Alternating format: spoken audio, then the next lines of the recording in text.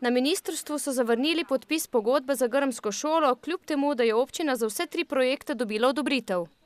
V času obravnave vseh teh projektov pa je vlada, ki je ni več, spremenila kriterije in so sprejeli sklep, da se enemu prosilcu dodeli maksimalno 3 milijone evrov pomoči. Vrednost vseh 3 prijavljenih naložb po novomeški občini bi tako presegla ta znesek. Občina se je na sklep vlade pritožila. In sem prepričan, da bo nova vlada dejansko prisluhnila našim argumentom in da bo tudi osnovna šola Grm šla v ta projekt energetske sanacije.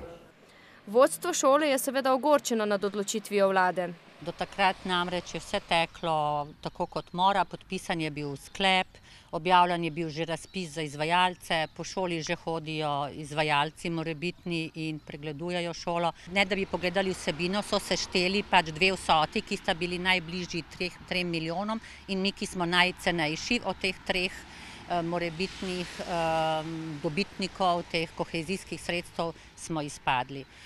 Kot Muhič tudi Simčičeva še ni obupala.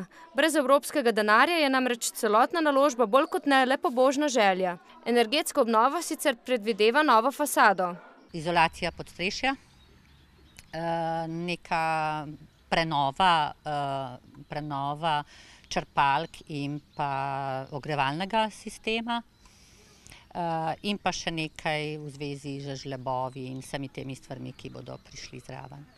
In dokončna zamenjava vseh vrat in oken. Naložba je vredna dober 1 200 000 evrov.